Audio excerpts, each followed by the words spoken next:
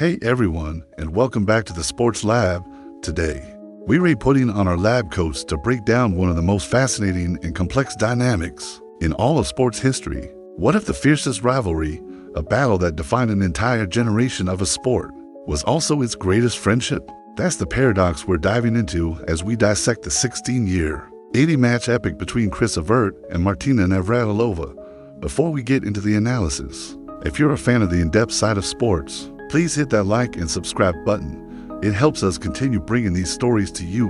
And we want to hear from you. Leave a comment below with a game or play you think we should break down next. Alright, let's get into the game film. You have to picture the tennis landscape of the early 1970s. It was a world waiting for its defining narrative. And then, they arrive on the scene as perfect opposites. Almost as if a novelist had scripted them into existence to create the ultimate sporting drama. On one side of the net, you have Evert, and when you see her play in those early years, the first thing that strikes you is the stillness. It's an almost unnerving calm.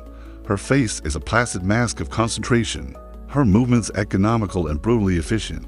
There's no wasted energy, no theatrical flourish. She's been nicknamed the Ice Maiden, and it is a label that fits so perfectly it feels less like a media creation and more like a scientific classification. You'll notice her footwork is pristine, a series of precise, almost silent steps that put her in the perfect position for every single shot. She doesn't beat you by hitting the ball harder. She beats you by hitting it to the right spot over and over and over again, until you simply break. She represents order, control, and a kind of relentless, suffocating pressure that is born from perfect repetition. She is America's tennis sweetheart, groomed for this role since childhood by her teaching pro father, Jimmy Evert, on the hot, slow clay courts of Florida.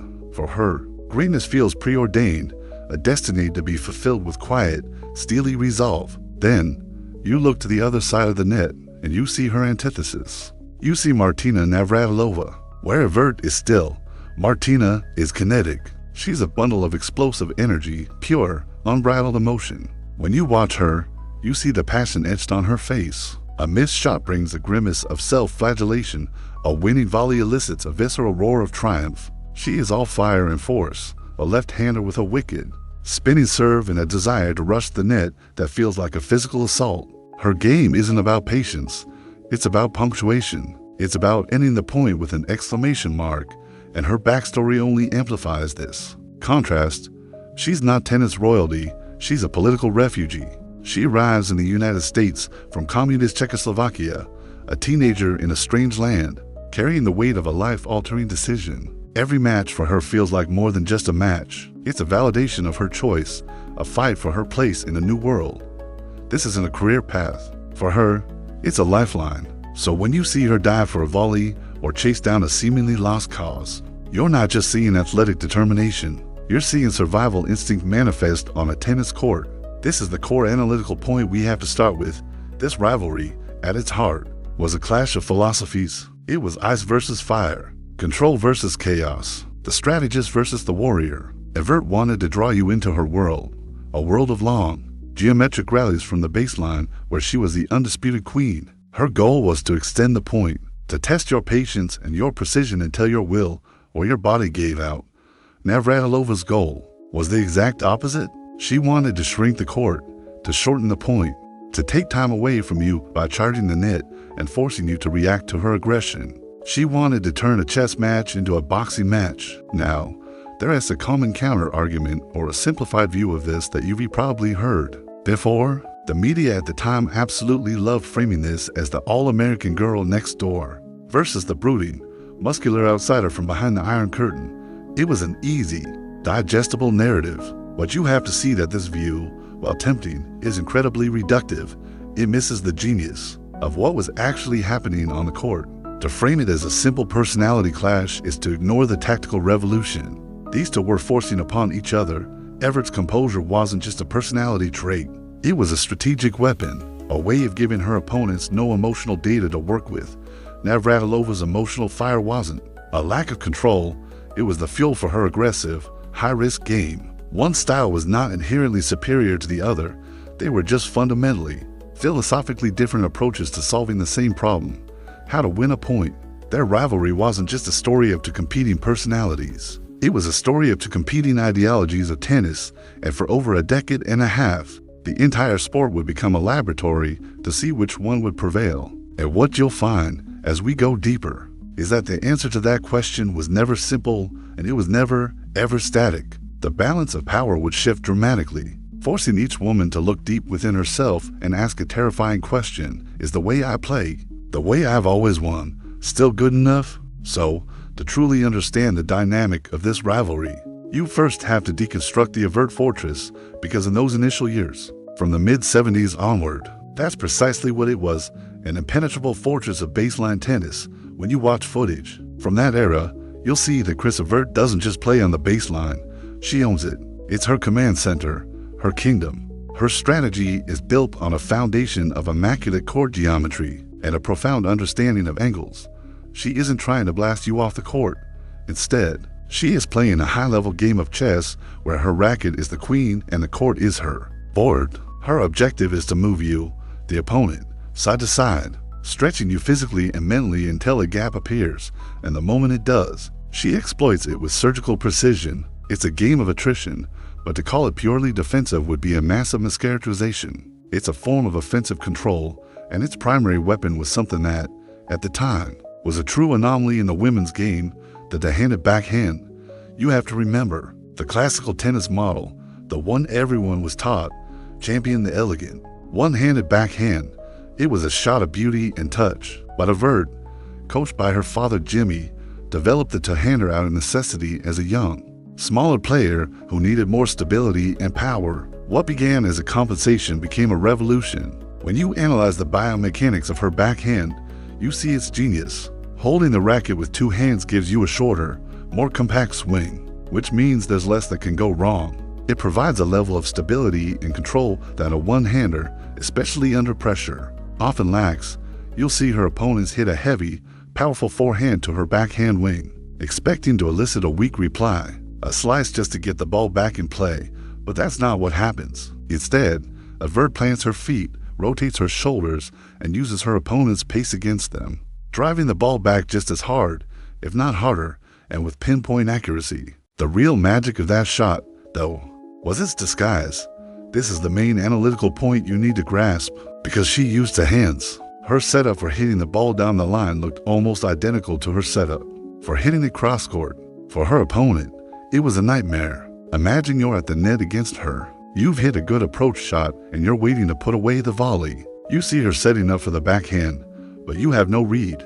You can't cheat a step to the left or right because you have no clue where the ball is going. Is the devastating cross-court angle coming, pulling you right off the court? Or is it the laser-like pass straight down the line? By the time you figure it out, the ball is already past you. This shot single-handedly neutralized one of the most common strategies in tennis, attacking the backhand. For Evert, her backhand wasn't a weakness to be protected.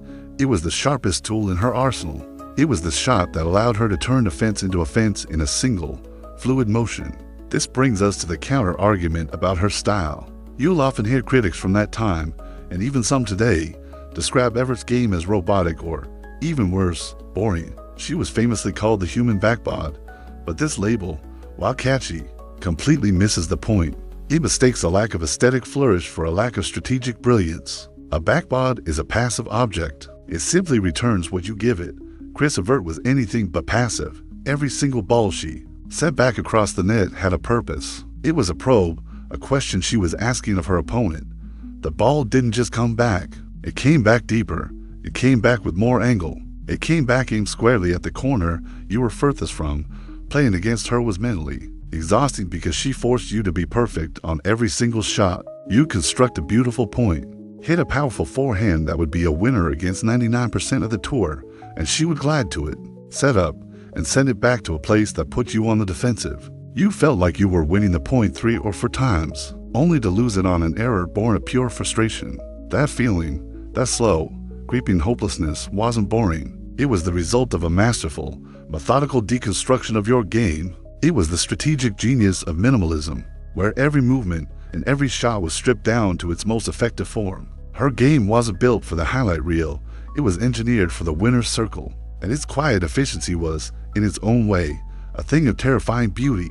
Her fortress was built not of brick and mortar, but a consistency and psychological pressure. And for years, no one in the world could figure out how to breach its walls. Into this world of perfect order, this kingdom of baseline precision that Chris Evert had built, comes a storm, and that storm has a name: Martina Navratilova. If you were watching tennis in the mid-1970s, her rival would have felt like a jolt to the system. She looked different, she played different, she sounded different. Where the tour was populated by players with a similar, classically trained style, Martina was a raw, physical force of nature.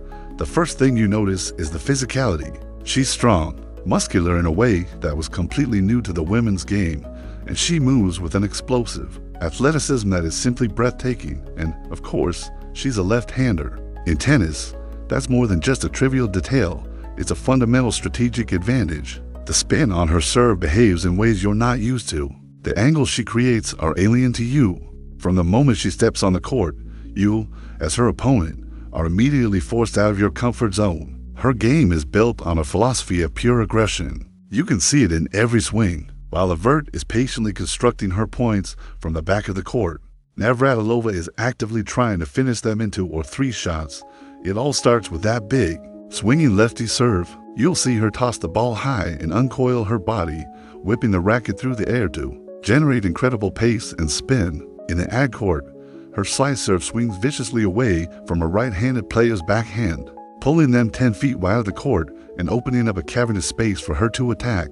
And attack she does. She doesn't hit that serve and wait to see what happens. The moment the ball leaves her strings, you see her charging forward, a blur of motion sprinting towards the net. She wants to take the ball out of the air. She wants to confront you, to smother you, to take away your time and space. Her volleys are a spectacle of instinct and lightning-fast reflexes. She can punch a volley deep into the corner for a clean winner, or she can caress the ball for a feather light drop shot that dies just over the net. This, however, is where you see the central analytical point of the early stage Martina.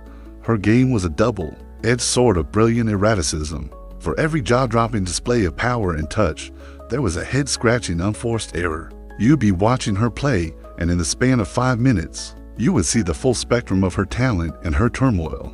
She might hit a forehand approach shot with so much topspin and angle that it seems to defy physics. A shot no one else on the tour could even conceive of, let alone execute. Then, on the very next point, with the entire court open, she blasts that same forehand 10 feet long. The root of this inconsistency was emotion. You can see it so clearly on her face. Her mental state is an open book. A lucky net cord for her opponent is met with a look of pure agony. A double fault is followed by a slumped posture and a volley of frustrated muttering. She's not an ice maiden. She's a volcano, capable of erupting in brilliance or self-destruction at any moment. And this brings us to a crucial counterpoint. It was easy at the time, and many did, to label her as a head case. The narrative was that she was immensely talented but lacked the mental fortitude of a champion. She would choke under pressure, but when you look deeper, you realize that this wasn't a simple character flaw. It was a direct consequence of her extraordinary circumstances. You have to put yourself in her shoes. Imagine being a teenager who has just defected from a communist country, leaving your home and your family behind to chase a dream in a foreign land. You're navigating a new language, a new culture, and the crushing weight of loneliness, all while competing under the brightest of spotlights. The emotional volatility you see on the court isn't a sign of weakness. It's a sign of the immense pressure she's under. Her tennis isn't separate from her life. It's a direct reflection of it.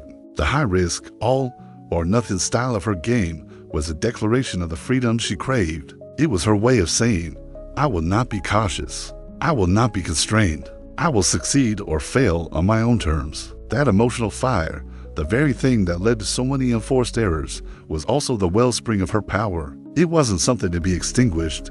It was something that needed to be harnessed. But in these early days, it was still a wild, untamed force. And when this force of nature collided with the immovable object of Chris Evert's fortress, the result was predictable. Evert's relentless consistency was the perfect antidote to Martina's emotional chaos, patiently waiting for the inevitable implosion.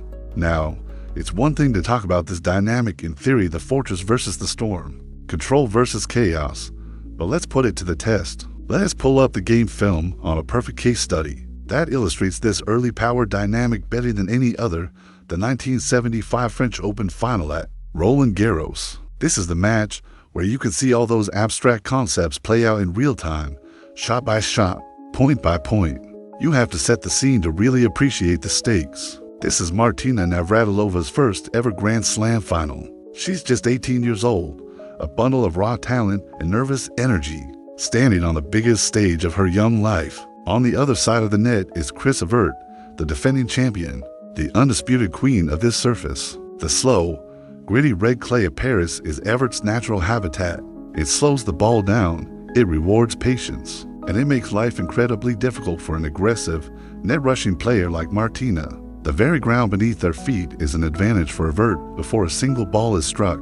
When the match begins, you witness the storm in its full, terrifying glory. Martina comes out firing on all cylinders. She wins the first set, and she wins it decisively, 6-2. If you were watching this live in 1975, you'd be forgiven for thinking you were seeing the beginning of a new era. The power is simply overwhelming. You'll see Martina cracking huge serves that Evert can barely get her racket on. She's following them to the net and hitting blistering, angled volleys for winners. She's dictating play, forcing the action, and making the unflappable Evert look reactive for the first time. The raw muscle is beating the methodical mind. It looks like the future of tennis has arrived, and it is loud, aggressive, and left-handed. But then, you see the shift. And this is the main analytical point you have to understand. Evert doesn't panic. She doesn't change her emotional state one bit. Instead, she makes a series of subtle, brilliant tactical adjustments. She begins to patiently dissect Martina's game. The first thing you'll notice is she starts directing the flow of traffic. Evert recognizes that while Martina's backhand is a solid shot, her forehand, especially under pressure, is far more erratic. So, the rally patterns begin to change. Instead of going backhand to backhand, Evert starts feeding ball after ball to Martina's forehand wing. It's not an outright attack, it's a probe. She is sending shots with just enough pace and depth to force Martina to generate her own power, a task that requires more precise footwork and timing, increasing the margin for error. She's essentially turning Martina's strength, her power, into a liability. At the same time, Evert puts on a masterclass in the art of the passing shot. Martina, emboldened by her first set success, continues to charge the net. But now, Evert is ready for it. You'll see her calmly dip the ball low at Martina's feet. A low volley is exponentially more difficult to hit than a high one. It forces the net rusher to bend, to lunge, to hit up on the ball, often resulting in a weak reply that Evert can easily put away on the next shot. Then she'll mix it up with that legendary two-handed backhand, rifling it straight down the line, or a perfectly disguised cross-court forehand that leaves Martina stranded. Each successful pass is more than just a point for Evert. It's a seed of doubt planted in Martina's mind. The net, which felt like a safe haven in the first set, now starts to feel like a treacherous no man's land. This is where you have to reject the common counter-argument that Martina simply choked or gave the match away. She didn't spontaneously combust. Evert actively engineered the collapse. You can see the mental and emotional toll these tactics take on the young Navratilova. Watch her body language after losing a long, grueling rally that she feels she should have won. Her shoulders slump. A netted volley is met with a look of anguish. Evert, on the other side, is a perfect emotional vacuum. Her expression remains the same whether she's just hit a clean winner or an unforced error. This emotional asymmetry is devastating for Martina. She's in a battle against a fortress, and the fortress is giving her nothing back. No frustration, no anger, no hope, just the relentless, metronomic return of one more tennis ball. The pressure builds and builds until Martina's game cracks and then shatters. Evert wins the next set 6-2, 6-1. That lopsided score isn't the sign of a choke. It's the clinical result of a strategic execution. Evert didn't just weather the storm, she dismantled it, piece by piece, using her mind as her primary weapon. This match set the blueprint for their early rivalry. It was going to be a battle of mind over muscle, and in this first major test, the mind was victorious. That victory for Evert on the red clay of Paris, which we just broke down, was no accident. It wasn't just a win, it was a confirmation of a fundamental truth in their rivalry and in tennis as a whole. The ground beneath a player's feet could be an ally or an enemy. In the case of Evert and Navratilova, the different court surfaces weren't just passive backdrops for their matches. You have to see them as active participants in the drama, characters in their own right that fundamentally shape the tactics, the outcomes, and the very narrative of their epic struggle. Their rivalry was a tale of two surfaces, the slow, grinding clay of Roland Garros and the fast, slick grass of Wimbledon. Each player would claim one of these kingdoms as her own, creating two distinct theaters of war where the balance of power shifted dramatically, depending on the venue. First, you have to understand Evert's kingdom, the clay. When you watch a match on red clay, the first thing you'll notice is the rhythm. It's slower. The ball, made of felt and rubber, grips the loose, gritty surface on impact. Instead of skidding through, it slows down and bounces high. For a player like Chris Evert, this is paradise. That extra split second of time allows her to get her feet in perfect position for every shot. The high bounce puts the ball right in her preferred strike zone, around her waist, allowing her to execute her famously clean, mechanically perfect ground strokes over and over again. Clay neutralizes raw power and rewards consistency, endurance, and strategy. It turns a tennis match into a marathon. This is Evert's world. Her incredible fitness means she can run all day. Her mental fortitude means she can stay focused for hours. Her game, built on placing the ball and constructing points, is perfectly amplified by the surface's characteristics. Now, from Martina Navratilova's perspective, clay is a prison. It robs her of her greatest weapons. When you see her play on clay in those early years, you can almost feel her frustration. Her powerful, slicing lefty serve, which is a devastating weapon on faster courts, doesn't skid away from her opponent.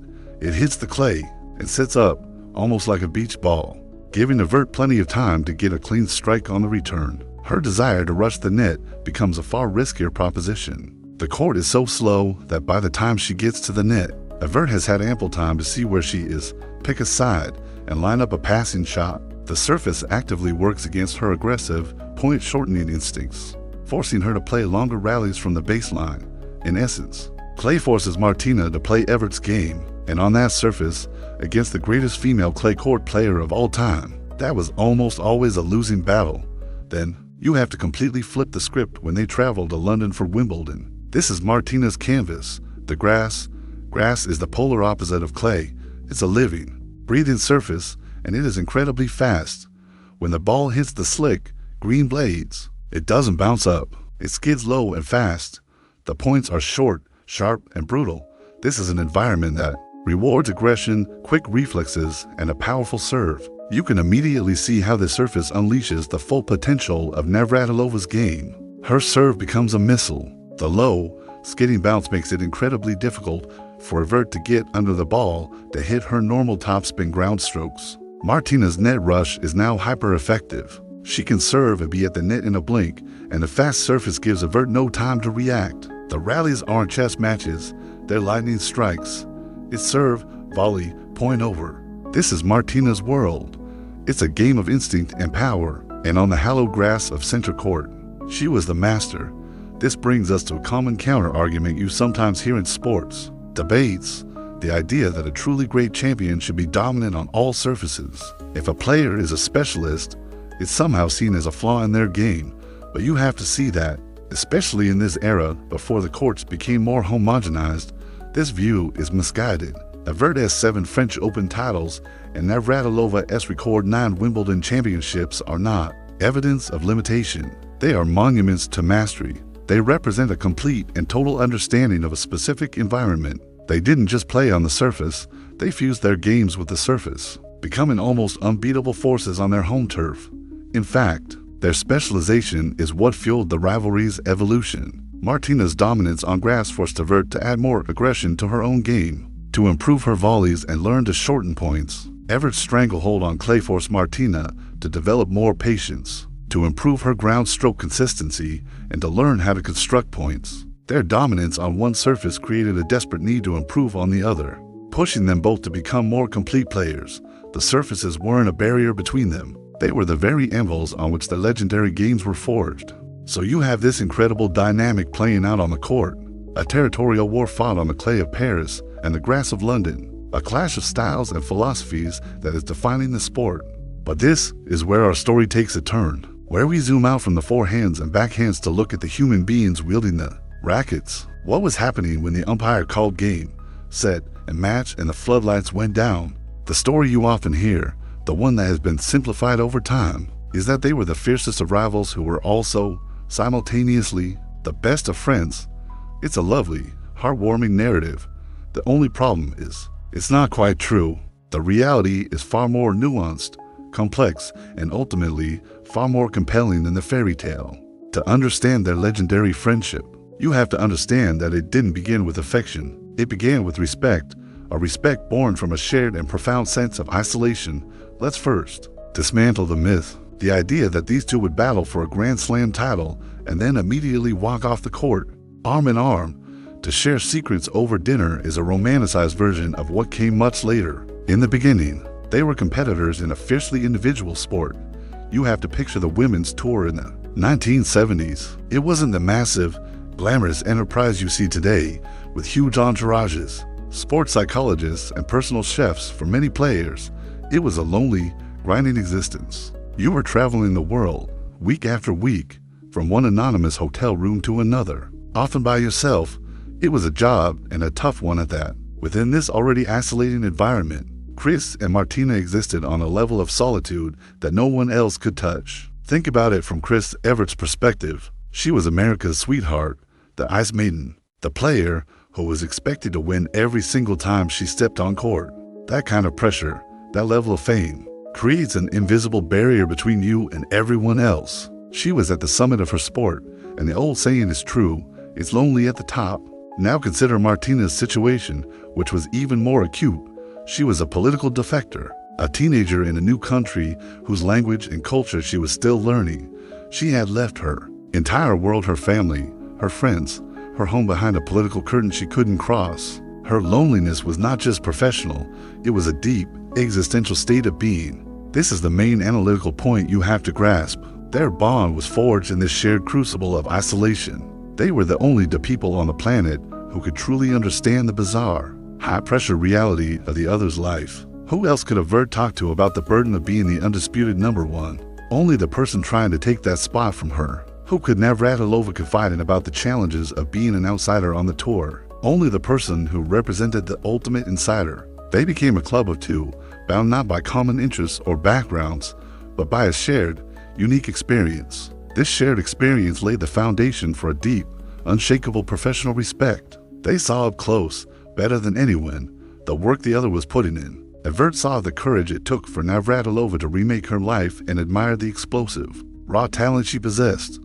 Navratilova, in turn, was in awe of Evert's seemingly superhuman mental strength and her flawless, beautiful technique. They knew that a win against anyone else on tour was just another day at the office. But a win against each other, that was the ultimate validation. That meant you were the best. And this mutual respect led to one of the most astonishing and revealing details of their entire rivalry. You have to try and picture this because it seems almost impossible in the context of modern, hyper-competitive sports. Imagine it's the morning of a Grand Slam final. The stakes could not be higher. In a few hours, you will face your greatest rival for the most coveted prize in your sport. And what do you do to prepare? You call up that rival and you go practice together. This actually happened. Chris Evert and Martina Navratilova would frequently warm each other up before playing in a final. Let that sink in. They would hit back and forth, helping each other find their rhythm, sharpening their weapons just hours before they were meant to turn those very weapons against each other. This is unthinkable today. Could you imagine Nadal and Federer doing that before a Wimbledon final? It speaks to an incredible level of trust and a shared understanding that their fight was purely professional. They were there to determine who was the better tennis player on that given day, and to do that, they both needed to be at their absolute best. It wasn't a blood feud, it was the ultimate sporting contest, and they were, in a strange way, partners in creating that contest. Their friendship wasn't simple. It had to navigate intense competition, professional jealousy, and the shifting tides of victory and defeat, but it was built on this bedrock of respect, a respect that allowed them to be the fiercest of adversaries and, eventually, the closest of allies. For years, the rivalry had settled into a familiar pattern. You had Evert, the master strategist, whose mental toughness and precision could consistently diffuse the raw, emotional power of Navratilova. It was a battle of mind over muscle, and more often than not, especially when the stakes were highest, the mind had prevailed. Martina was winning tournaments. Of course, she was a phenomenal talent, but she hadn't yet achieved the absolute dominance. Her potential suggested she could beat Evert, but she couldn't solve her. There was a ceiling, and the reason was that for all her God-given athletic ability, she wasn't leveraging it to its fullest extent. To put it plainly, she was relying on talent alone. You'll hear stories from that time, often from Martina herself, about her diet. She loved her pancakes, her pizza, her fast food. In the context of the 1970s, this wasn't that unusual. The prevailing philosophy was that you played your sport to get in shape. You didn't get in shape to play your sport. And then everything changed. Martina Navratilova came to a realization that would not only alter the course of her rivalry with Evert, but would revolutionize women's sports forever. To finally conquer Evert's mind, she had to first build an unconquerable body. The catalyst for this transformation was a figure from entirely outside the world of tennis, Nancy Lieberman. If you followed basketball in that era, you knew Lieberman. She was a superstar, a supremely confident and intensely competitive athlete. The idea of a basketball player mentoring a tennis player was, at the time, completely bizarre. What could Lieberman possibly teach Navratilova about hitting a backhand? But Lieberman wasn't there to teach her tennis. She was there to teach her how to be a professional athlete in the modern sense of the word. She came from a different culture of sport, one where relentless physical conditioning, disciplined nutrition, and a warrior mindset were not optional extras. They were the absolute bedrock of success. She looked at Martina and saw this incredible, powerful athletic machine that was being fueled by the wrong things both literally and figuratively, and she set out to completely re-engineer it. This is the main analytical point you need to understand. The Lieberman intervention wasn't just a new workout plan, it was a wholesale importation of a modern, scientific multi-sport training philosophy into the somewhat staid world of women's tennis. It was a revolution. First, you have the weight training. Today, every athlete lives in the weight room. But in the early 80s, especially for female athletes, it was almost taboo. The prevailing fear was that lifting weights would make you slow, bulky, and unfeminine. Lieberman and Navratilova shattered that myth. The training was targeted and scientific, designed to build explosive power in her legs for a quicker first step to the net, and to strengthen her core and shoulders to add even more velocity to her already potent serve. Then came the cross-training, which was perhaps the most radical innovation. You'd find Martina on a basketball court, running drills with Lieberman, working on her agility, her lateral movement, her footwork. Why? Because the short, sharp, explosive movements of basketball perfectly mimic the demands of a serve and volley tennis player. They were training her holistically, not just as a person who hits a tennis ball, but as a complete athlete. And of course, there was the diet. The junk food was gone. In its place was a meticulously planned nutritional regimen designed for optimal performance and recovery. They started treating her body not like a recreational vehicle, but like a Formula One race car that required only the highest grade fuel. Now, it's easy to dismiss this as simply Martina got in shape, but that's a gross oversimplification. You have to push back against that idea. This was a paradigm shift. It was a redefinition of what a female athlete could and should be. Martina's unapologetic pursuit of physical strength, her visible musculature, was a direct challenge to the conventional notions of femininity in sports. She was making a statement that power was beautiful, that strength was a virtue. She and her team, which would later include famed coach Renee Richards, were professionalizing women's tennis on a new level, introducing a comprehensive, scientific approach to maximizing human performance that was years ahead of its time. The results were immediate and staggering. When you see Navratilova walk onto the court in 1982, she is a different person. She's leaner, stronger, her movements more efficient and explosive. She doesn't just walk. She prowls the court with a newfound confidence that borders on intimidation, and this physical transformation had a profound on-court effect. The unforced errors that had plagued her early career began to disappear, not just because her technique was better, but because she was no longer getting physically fatigued. Physical exhaustion often leads to mental lapses, and by eliminating that variable, her focus became razor sharp. She could now outlast anyone on the court, including the famously fit Evert. The balance of power in the rivalry was about to be completely upended. The mind over muscle equation no longer applied, because now the muscle was supported by a focused mind and an indomitable will. Everett's fortress was about to face a siege from a completely re-engineered weapon of war. So, Martina Navratilova now has this re-engineered body, this high-performance engine built for power and endurance. But a weapon is useless without a clear strategy. for how to deploy it on the battlefield. The masterstroke of the Navratilova-Lieberman-Richards collaboration was that they didn't just build a better athlete, they built a smarter one. What they did next was take Martina's lifelong attacking instincts, which had so often been a source of erraticism, and forge them into a tactical spearhead. The result was the perfection of the serve and volley game, a relentless, suffocating, all-court assault designed with one primary objective: to dismantle Chris Evert's fortress brick by brick. You have to remember what her old net rushing game looked like. It was exciting, instinctual, and often brilliant, but it was also a gamble. She would charge the net out of aggression, but sometimes on the wrong balls, leaving herself vulnerable to Evert's masterful passing shots.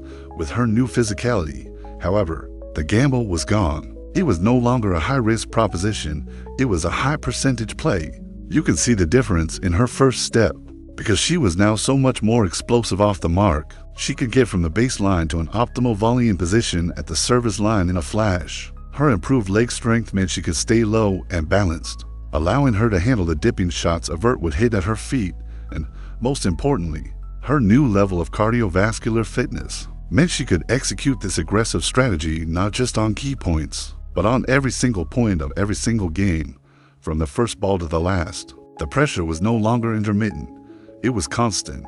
The central analytical point here is that this new strategy was a declaration of war on Chris Evert's most precious asset, time. Evert's entire game, the very foundation of her fortress, was built on having time.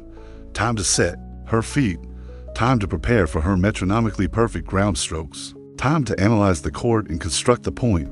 Navratilova's perfected serve and volley game was designed to steal that time from her. When you watch them play during this period, you'll notice Martina is a blur of constant forward motion. She is relentlessly seeking to shrink the court, to intercept the ball earlier, to play the game on her terms, in her preferred territory around the net. The goal was to make Evert uncomfortable, to force her to hit passing shots not from her preferred, stable position a foot behind the baseline, but while on the run, off balance, and in a state of constant reaction. It was a strategy designed to turn Evert's greatest strength into a source of errors. Let's break down a typical point from this era, because you can see the whole strategy unfold in about 6 seconds. Watch Martina step up to the service line in the ag court. She tosses the ball up and unleashes that signature lefty slice serve. You'll see the ball kick viciously on the grass, pulling Evert not just out of the doubles alley, but almost into the spectator stands. Now, freeze the frame. The serve wasn't just about power. It was a strategic move to create a massive open space on the court. While Evert is scrambling, Martina is already sprinting forward. Evert's return is a defensive chip, hit from a stretched position. Martina, now commanding the net, doesn't try to be a hero with her first volley. You'll see her just punch it firmly, but with placement, deep into the opposite, now empty corner. Evert has to slam on the brakes, change direction, and sprint clear across the court. She's now in full defensive mode. Her only play is a desperate, high, floating lob. Martina sees it coming the whole way. She drifts back, calm and composed, lets the ball drop to the perfect height, and rises up for an emphatic overhead smash, point over. Evert never had a chance to get her footing, to hit a single one of her signature ground strokes. She was just reacting to a series of escalating threats. Now, a common counter-argument is that this was just mindless power tennis, grip it and rip it. But that perception completely misunderstands the sophisticated geometry of the serve and volley game. When you analyze Martina's movement, you'll see she isn't just blindly charging the net. Her court positioning is intelligent and precise. She's moving to bisect the angle of Evert's most likely returns. Her volley selection is tactical, sometimes a deep punch to create space, sometimes a soft angle drop volley to pull Evert forward. This wasn't brute force. It was a complex strategy executed at blinding speed. It was chess on fast forward, requiring immense physical skill, tactical awareness, and a kind of predatory instinct that was simply overwhelming. For the first time in her illustrious career, Chris Evert was being systematically rushed, bullied, and dictated to. The very rhythm of the game was being ripped from her control, and her fortress was beginning to crumble under the relentless aerial assault. So we've laid out the blueprint. We've seen the re-engineered body, the perfected serve and volley strategy, and the relentless war on time. But now, we have to go to the laboratory and witness the experiment's explosive, world-altering results. The date is July 3rd, 1982. The venue is the most famous patch of grass in the world, center court at Wimbledon. It's the final, and what you're about to see is not just a tennis match, it's a coronation. It's the moment the turning tide becomes a tidal wave, completely reshaping the landscape of women's tennis and redefining the terms of this great rivalry forever. You have to remember the context heading into this match. Yes, this is Wimbledon, Martina's preferred turf, but Chris Evert is the world number one. She's the top seed. She is still, in the eyes of the public and the press, the benchmark. She's beaten Martina in a Wimbledon final before. The expectation is for another classic, a fascinating duel between the attacker and the defender, a match that would likely be decided by a few key points in the tense third set. No one was prepared for what was about to happen. From the very first point, you can see that this isn't the same Martina Navratilova who had battled Evert for years. This is a different animal. The first set is a stunning, brutalist masterpiece of modern tennis. Navratilova wins at 6-1 in just 24 minutes. If you're watching this, your jaw is on the floor. It's not just the score, it's the manner of the victory. Evert is barely getting her racket on the ball. You are witnessing the strategy we just discussed in the last section, but executed with a level of perfection that is almost terrifying. Every single serve is hit with a purpose, either jamming Evert at her body or swinging her impossibly wide. Every single time, Martina follows her serve to the net, a blur of synchronized, aggressive motion. Her first volleys are crisp and decisive, punched deep into the corners. Evert, the greatest baseline strategist in history, is being given no baseline to play from. The game is happening in a different dimension, a different time zone. It's being played at a speed she simply cannot match, and for the first time, you see a look on Chris Evert's face that is utterly foreign, helplessness.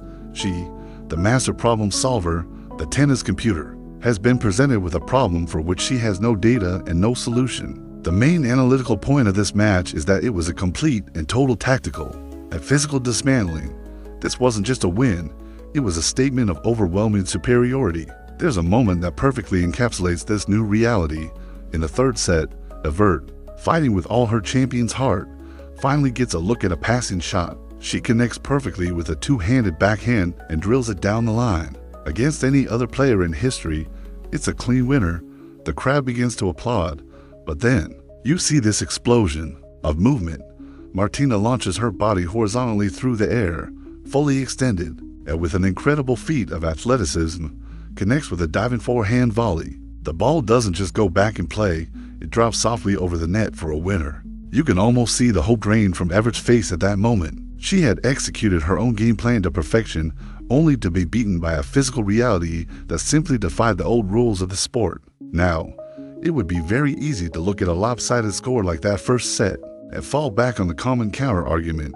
Chris Evert just had a bad day at the office. But if you watch the tape closely, you'll see that it's fundamentally not what is happening. Evert is not spraying unforced errors.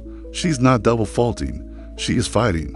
She is competing. She is playing her game. The devastating truth of the 1980 to Wimbledon final is that Chris Evert is best was simply no longer good enough. Her intelligent, precise, championship-level tennis was being met with a level of power and athleticism that the sport had never before witnessed. You could see her trying to adapt on the fly, chipping the return and trying to follow it in, attempting to lob over Martina's head, but every potential solution was met with a superior answer, a faster first step, a longer reach, a more decisive volley.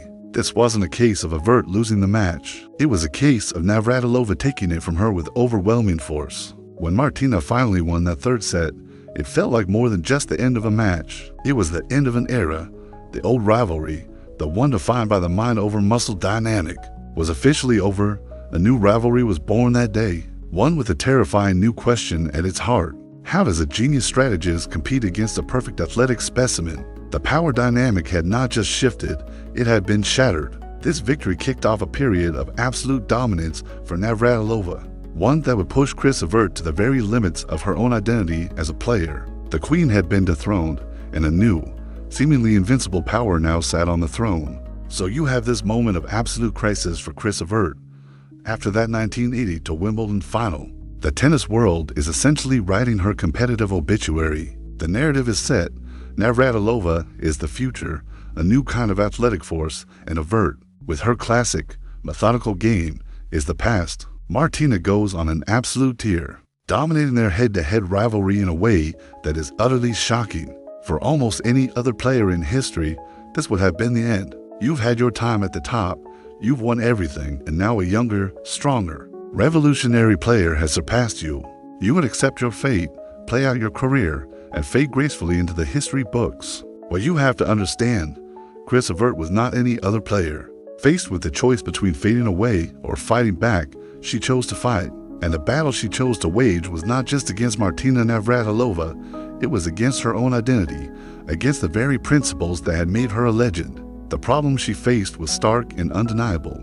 Her fortress had been breached. The patient, defensive, counter-punching style that had won her over a dozen Grand Slams was now obsolete against this one. Specific, all-important opponent. You could see it in their matches during this period. Evert would play her game, hitting deep, consistent ground strokes, and Martina would simply march to the net and put the ball away. Waiting for Martina to make an error was no longer a winning strategy.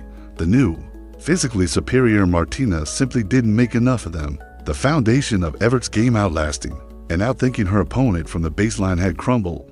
To survive, she couldn't just reinforce the walls of the fortress. She had to sally forth and launch a counterattack of her own. This is the main analytical point you must grasp. This period marks one of the most courageous and difficult evolutions in sports history for a player whose entire career was built on the concepts of control, consistency, and risk aversion. Changing her game meant embracing the very thing she had spent a lifetime avoiding. It meant embracing aggression, which comes with the inherent risk of making more unforced errors. You have to imagine how difficult this is, not just physically, but psychologically. Every instinct honed over 20 years of practice and competition since she was a little girl on. Her father's court told her to play the high percentage shot to keep the ball in play, to let the opponent self-destruct. Now, she had to consciously override those instincts. She had to force herself to go for a winner when her brain was screaming at her to play it safe. It was a fundamental reprogramming of her athletic DNA. When you watch the tapes from 1983 and 1984, you can see the new weapons being slowly integrated into her arsenal. First, you'll notice a change in her court positioning and shot selection, especially on the forehand. For a decade, Evert's go-to pattern was the deep, cross-court rally, grinding you down. Now, you'll start to see her look for a slightly shorter ball, and instead of rolling it cross-court, she'll flatten it out and drive it down the line for an approach shot, then follow it to the net. This was a radical departure. She was proactively trying to end the point, to take the fight to Martina in the forecourt. Second, you see the emergence of the drop shot as a real tactical tool. Before, it was a rarity. Now, it becomes a crucial piece of the puzzle. She'll use its delicate touch to pull the powerful Navratilova forward off the baseline and into that awkward no-man's land, forcing the bigger, stronger player into a finesse situation she was less comfortable with. It was a brilliant piece of strategic jiu-jitsu, using Martina's own forward momentum against her. Now, a cynic might look at this and argue that this was an act of desperation, that Evert was simply trying to copy Navratilova's game and playing a style that was true to herself. But you have to see that this counter-argument completely misses the point. This adaptation isn't a sign of weakness, it is the ultimate testament to her greatness. It is one thing to be a dominant champion when your style is the best in the world. It is another thing entirely to have the humility, courage, and intelligence to look at your own legendary game and say, this is no longer good enough. Many great champions are unable to make that leap. They cling to the formula that brought them success and are eventually left behind by the sport's evolution. Evert's willingness to tear down parts of her own masterpiece and rebuild it while in the brightest of spotlights is perhaps the most impressive feat of her entire career. It wasn't desperation. It was the mark of a supreme competitor refusing to concede that her time was over. The results weren't immediate. Martina's reign of dominance continued for a stretch. But if you watched closely, you could see the gap was closing. The matches were becoming more competitive. Evert was starting to ask new questions, to present new problems. She was forging the weapons for a battle that was yet to come, while Chris Evert was courageously retooling her game in the practice courts, trying to forge new weapons to combat the Navratilova siege. An even more profound transformation was happening in plain sight on the court. This was a change you couldn't measure with statistics like first serve percentage or unforced errors. It was a complete and total reversal of the psychological landscape that had defined their rivalry. For nearly a decade, The very roles that had been so clearly delineated from the start, Evert as the mental fortress and Navratilova as the emotional storm, were being flipped on their head. The Ice Maiden was beginning to show cracks, while the once volatile challenger was now exuding an aura of unbreakable confidence. You have to cast your mind back to the old dynamic to truly appreciate the magnitude of this shift. For years, Evert's greatest weapon wasn't her backhand or her forehand. It was her mind. Her on-court composure was legendary. She projected an image of absolute, unflappable control, which created an intimidating aura of invincibility. She gave her opponents nothing, no anger, no frustration, no hope. On the other side of the net, you had Martina, whose heart was perpetually on her sleeve, whose emotional state could swing wildly based on a single bad line call or a missed volley. Evert's mental strength was the bedrock of her dominance over her more emotional rival. But now, in this new era of Martina's physical supremacy, that entire dynamic has been inverted. Look at Martina Navratilova when she walks onto the court for a final against Evert in 1983 or 1984. The transformation is stunning. You no longer see the nervous energy or the flicker of self-doubt. What you see is a quiet, supreme confidence. Her physical dominance has bred an unshakable mental fortitude. You can see it in her posture. Her shoulders are back, her head is high. You can see it in her walk between points. It's a purposeful, predatory stride. She has, in effect, become what Evert used to be, the player who knows, deep in her bones, that if she plays her game, she is going to win. She no longer hopes to win, she expects to. This confidence becomes its own weapon, creating a feedback loop where her belief fuels her performance, and her performance reinforces her belief. This is the main analytical point, as Martina's confidence crystallized into a fortress. Evert's legendary composure, for the first time in her career, began to erode under the relentless pressure. Her entire career was built on a simple psychological formula. Her consistency led to control of the match, which led to victory, which in turn bred the calm confidence you saw on the court. Navratilova's newfound dominance completely shattered that formula. Now, Evert was the one being rushed, the one reacting, the one whose strategy was being dictated by her opponent. This loss of control on the scoreboard began to manifest in her on-court demeanor. The Ice Maiden persona, which had served her so well for so long, started to crack. When you watch the tapes, the signs are subtle, but they are unmistakable. For years, Evert's focus between points was a study in concentration. Now, you'll see uncharacteristic flashes of frustration. After a blistering Navratilova winner flies past her, you might see Evert give a quick, exasperated glance at the strings of her racket, as if to momentarily blame the equipment for a problem she knows is tactical. You'll see her, after losing a crucial point, walk back to the baseline with her shoulders just slightly more slumped than usual. Most telling of all, you'll see her look over to her player's box, to her father or her husband, with an expression that you've never seen before, a look of exasperation, a silent plea that asks, what else is there for me to do, for a player who was famous for solving her own problems? These outward glances were a seismic shift. Now, it is very tempting to look at this and apply the easy counter-narrative that Evert had lost her nerve, that she had become mentally weak under the pressure. But this is a fundamental misreading of what was happening. Her visible frustration was not a sign of weakness, it was a sign of how ferociously she was still fighting.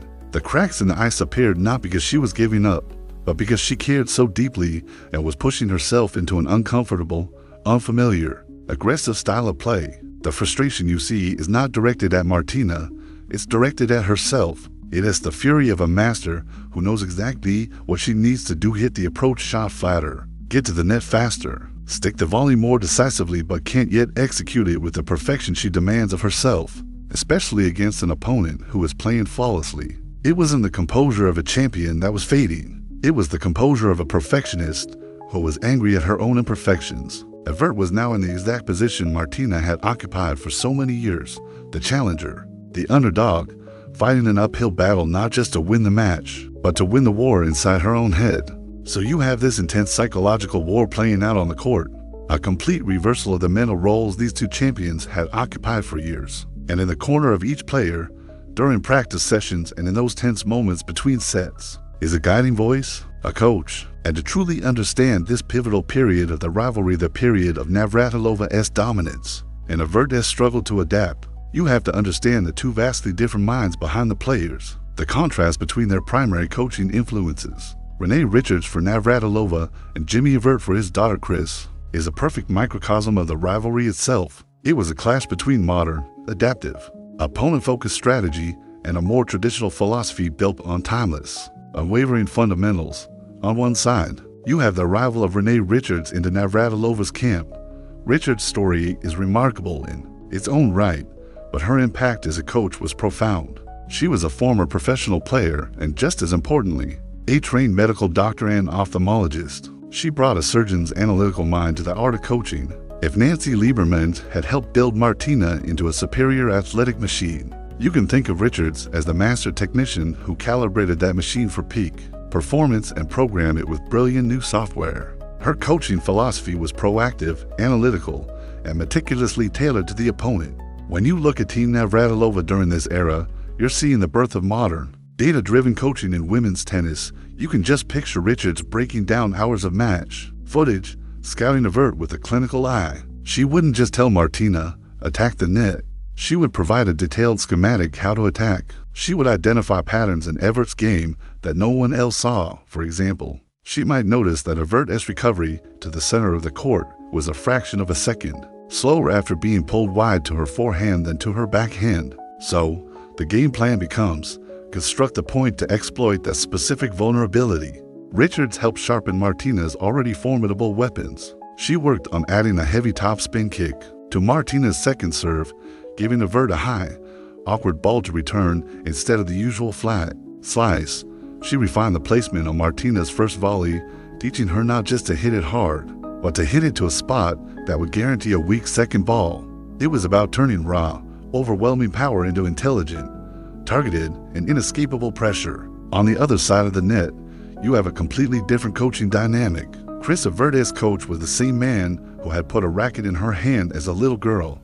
Her father, Jimmy Evert, he was a highly respected teaching professional, the quiet, methodical architect of the Evert Fortress. His philosophy wasn't built on elaborate, opponent-specific game plans. It was built on the gospel of fundamentals, repetition, perfect footwork, flawless technique, and mental toughness. His coaching mantra was about focusing on your own game, not your opponent's. You can hear his voice in Chris's game. Hit the ball deep to the corners. Keep your feet moving. Concentrate on every point. His approach was to build a game so solid, so fundamentally sound, that it wouldn't matter what the opponent was doing. Now, it would be easy to look at this contrast and frame Jimmy Evert's old-school approach as a liability during this turbulent time. You might argue that Chris needed a new, modern voice to help her solve the Martina puzzle, but this counter-argument misses the vital role he played. His unwavering belief in her foundational game provided Chris with a crucial psychological anchor. As she was experimenting with this new, risky, aggressive style, her father was the constant voice reminding her not to lose herself in the process. He was the one who ensured that as she learned to attack, she didn't forget the consistency that had made her a champion. His genius was in helping her find the balance, in encouraging her to add new layers to her game without letting the foundation crumble. While Richards was giving Navratilova a new blueprint for every match, Jimmy Evert was reminding his daughter of the timeless architectural principles of her own game. You can imagine the scene so clearly. Between sets of a major final, in Navratilova's corner, Renee Richards is providing a specific, tactical adjustment. She's chipping the return low. On your next service game, try serving and holding your ground at the service line for a swing volley, instead of charging all the way in. It's adaptive and precise. In Evert's corner, her father is offering something more foundational. Stay calm. Trust your strokes. You are the steadier player. Make her hit one more ball. One philosophy was about finding the solution outside, in the opponent's weakness. The other was about finding it inside, in your own strength. Jimmy Evert's coaching wasn't a liability. It was the bedrock that gave his daughter the stability she needed to dare to evolve. All the meticulous strategy from the coaches, all the grueling hours of physical conditioning, all the intense psychological warfare we've been talking about, it was all preparation for one thing. It was all designed to be deployed on the biggest and most unforgiving stages in the sport. We're not talking about a Tuesday afternoon match in a quiet stadium anymore. We're talking about the Grand Slam gauntlet for Chris Evert and Martina Navratilova, the finals of the Australian Open. The French Open, Wimbledon, and the US Open became their personal battleground. These weren't just tennis matches, they were legacy-defining events, a series of high-stakes, high-pressure encounters that would ultimately forge the historical narrative for both of them. You have to let the sheer number sink in for a moment. They faced each other in a Grand Slam final, 14 times 14. Think about that. For the better part of a decade, if you tuned in to watch the women's final of a major championship, the odds were that you were going to see Chris Evert on one side of the net and Martina Navratilova on the other. It became the defining appointment on the tennis calendar. This regularity didn't diminish the occasion, it amplified it. Each final became another chapter in their ongoing saga, a chance to either solidify dominance or stage a dramatic comeback. A single victory wasn't just a trophy to put on the shelf, it was a direct, historical statement made at the expense of your greatest rival. A loss wasn't just a disappointment, it was a data point that could be used against you in the great debate for years to come. This is the main analytical point you have to understand. The pressure inside this Grand Slam gauntlet was a completely different beast. From a regular tour match, the physics of the game are the same. The court is the same size, the net is the same height, but the psychological weight is immeasurably heavier. Let's create the contrast. Imagine the tour final in, say, Hilton Head. The crowd is full of passionate, knowledgeable tennis fans. There are ranking points and significant prize money on the line. It's a big deal, but now, I want you to transport yourself to the final. Saturday of the US Open at Arthur Ashe Stadium. The air is electric with a buzz of 23,000 people. You're not just being watched by the people in the stands. You're being watched by tens of millions on television around the world. Every move you make is being analyzed by a dozen commentators. Your face is plastered on the back pages of newspapers in London, Paris, and Tokyo. The history of the sport is literally in the air you breathe. When you're standing on that baseline, serving for the championship, you are not just trying to win a point, you are trying to carve your name into history. That is a different kind of pressure. Now, you'll often hear athletes repeat the old cliche, I just treat every match the same. It's a necessary mental trick, a way of coping with the immense pressure. But you have to push back against that idea, because for Evert and Navratilova, facing each other in a major final was a fundamentally different sport. Why? Because the person standing on the other side of the net knew every single one of your secrets. They had a PhD in your game. Martina knew exactly where Chris was most likely to serve when she was down break point. Chris knew the precise moment in a rally when Martina's forehand was most likely to break down under pressure. There was no hiding. There were no easy points to be won through surprise. Every single point within that gauntlet was a high-level chess match played at 100 miles per hour. It became a test not just of skill, but of pure courage. Do you have the nerve to hit your go-to shot, knowing that your opponent has spent hundreds of hours drilling the perfect counter to it? Can you execute your strategy when your heart is pounding in your chest and your hands are shaking? That's what these 14 finals were about. They were a test of character. When you watch the recordings of these matches, you can see it. You'll see a level of tennis that is stratospherically high, but you'll also see the raw, human nerves. You'll see a shocking double fault on a key point, or a forehand that is visibly tight and guided rather than struck freely. This wasn't a flaw. It was evidence of the incredible. Stakes. It was the drama of two legendary champions pushing each other beyond their limits on the only stage that truly mattered. The final talent of Navratilova winning 10 of those 14 finals became a cornerstone of her argument as the greatest of all time, but the story of how Evert managed to win those 4 and how close many of the others were is the story of a champion who refused to break even when trapped in the most demanding gauntlet the sport has ever known. So you have this clear pattern emerging in the Grand Slam gauntlet, with Navratilova winning the majority of their encounters on the biggest stages. To truly understand the why behind this statistical dominance, we need to pause our analysis of the match results and the psychology, and we need to go deeper. We have to put Navratilova's ray-engineered physique under the microscope and conduct a bit of a biomechanical deep dive, because the physical divide that opened up between them in the early 1980s was not just a matter of one player being in better shape. It was about one player introducing a whole new level of scientific, functional athleticism that created a new standard for the sport and presented her rival with a nearly unsolvable physical problem. When you look at footage from this era, the visual contrast is stark. The women's tour was still largely defined by players in the Evert mold, slender, graceful, and relying on timing and technique. And then you see Martina. She doesn't just look fitter, She looked like an athlete from the future. The broad shoulders, the defined leg muscles, the visible strength. It was a physique built not just through playing tennis, but meticulously constructed in the gym and on the training track. This body wasn't just a biological asset, it was a revolutionary piece of sporting equipment. The main analytical point here is that Navratilova's dominance was rooted in a new level of biomechanical efficiency. That's a fancy term, but what it really means is that every part of her body was trained to work together in a perfect sequence to produce maximum force with minimum effort. Think of it as a kinetic chain. Her training, from the core workouts to the basketball drills, was all designed to make that chain stronger and faster. The undisputed anchor of this chain was her core strength. Your core is the bridge between your lower body, where power is generated from the ground, and your upper body, where that power is expressed through the racket. When you see Martina hitting a powerful forehand on a dead run, notice her stability. Her upper body is not flailing. That's a result of a rock-solid core transferring energy seamlessly, allowing her to generate incredible pace even from a defensive position. Her leg training was equally specific, focused on building explosive, fast-twitch muscle fibers. This is what gave her that lightning-quick first step, allowing her to close on the net so fast that Evert had no time to react. To really see this principle in action, you have to watch her service motion in slow motion. It's a perfect example of the kinetic chain at work. First, watch her legs. You'll see a deep knee bend, much deeper than most of her contemporaries. She is loading energy from the ground up, like a spring coiling. Next, as she begins her upward thrust, you'll witness an explosive rotation of her hips and torso. That is the energy from her legs being transferred up through that powerful core.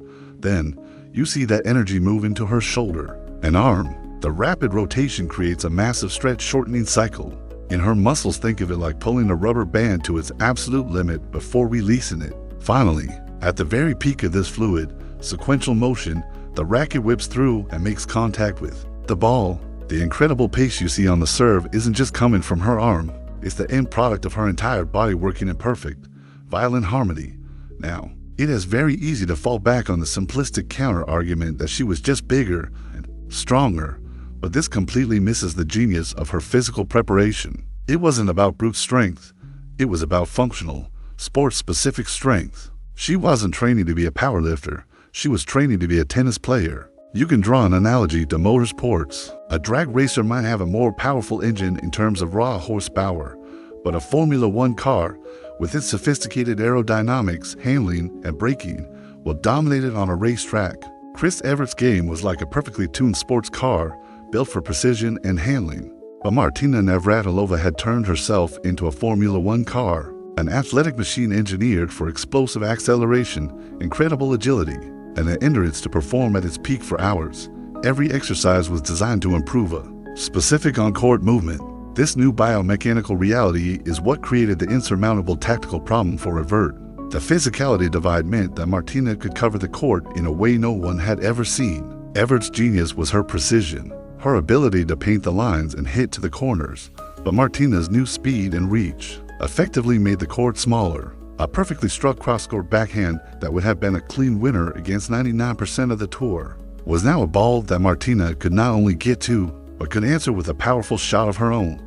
Evert was playing a brilliant game of geometry against an opponent who, through sheer athleticism, seemed capable of rewriting the laws of physics. So you have this revolutionary athlete in Martina Navratilova, this biomechanical marvel who has re-engineered her body and her game to achieve a new level of dominance. But how did the world, and specifically the media of the 1980s, process this radical shift? When they looked at Martina, they didn't necessarily see the science, the discipline, or the functional application of strength. They saw something that was different, something that challenged their preconceived notions of what a female champion should look and play like. And when faced with this complexity, they fell back on the easiest and most powerful tool in their toolbox, a simple, black and white narrative. The story they chose to tell was not one of athletic evolution, but a simplistic morality play. It was the tale of America's sweetheart versus the outsider, and this narrative, more than any single match, would come to define the public perception of their rivalry. This is the main analytical point that you absolutely have to understand. This media framing created a distorted lens through which the public viewed these two incredible athletes. often overshadowing the complex genius and compelling human drama that was actually taking place on the court. On one side of this narrative, you have Chris Evert, perfectly cast as America's sweetheart, and you can see why she fit the role so well. She was graceful, composed, and conventionally feminine. She came from a stable, all-American family, and her public persona was one of quiet dignity. She was the ideal, the girl next door who became a queen. The press adored her. You'll see her referred to as Chrissy America and the Ice Maiden, labels that highlighted her poise and her perceived embodiment of traditional values. She was relatable, she was admirable, and she was, most importantly, safe. On the other side, you have Martina Navratilova, who was cast as the polar opposite in every conceivable way. She was the ultimate outsider.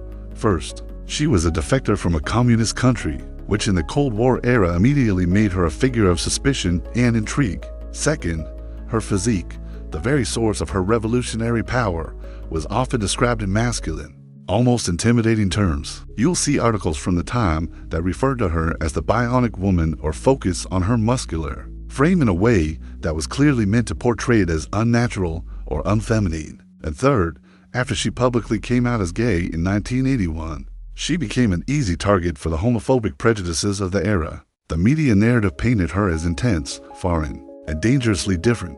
She wasn't just Everett's rival, she was her foil, the dark, powerful force threatening the graceful, beloved champion. Now, some might argue that this is just how sports marketing works, that this narrative was a harmless way to sell the fight, but you have to reject that idea, because this relentless framing had a profound and often painful real-world impact on both women. For Evert, being put on the pedestal of America's sweetheart created an almost unbearable burden. She couldn't just be a tennis player, she had to be a perfect role model, an ambassador for her country and for a certain ideal of womanhood. Every action, on and off the court, was scrutinized. You can imagine that this immense pressure to be perfect contributed to the development of her Ice Maiden persona. It was a necessary shield against the constant public gaze. For Navratilova, however, the impact was far more damaging. The outsider label often morphed into the villain label. She was frequently booed by pro-Evert crowds, especially in the United States. Her emotional nature, once seen as a charming vulnerability, was now often portrayed as angry or aggressive. Her personal life was treated as a source of controversy. You have to appreciate the sheer mental fortitude it took for her to achieve such dominance, while battling not only the greatest player of her generation, but also a hostile public perception and a critical press. Her journey to the top was made exponentially more difficult by these external battles. Ultimately, the biggest casualty of this simplistic narrative was the audience's ability to appreciate the true nature of the rivalry by focusing on these shallow tropes. The media often missed the real story, the incredible, courageous evolution of Chris Evert's game in the face of impossible odds was often lost in the sad tale of the fading sweetheart, and Martina Navratilova's revolutionary, scientific approach to fitness and strategy, an approach that would become the blueprint for all future athletes, wasn't celebrated as the work of a pioneer. Instead, it was used as evidence that she was some kind of unnatural machine. The media sold a simple story of good versus bad, us versus them, when the truth was infinitely more interesting, a complex and beautiful story of two geniuses, pushing each other to evolve.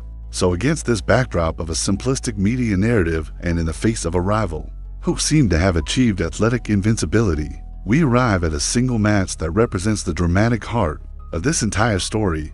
For many, this is the pinnacle of the rivalry, the one encounter that contained all the elements of their epic saga, the clash of styles, the immense psychological pressure, and a level of courageous, brilliant tennis that transcended the sport.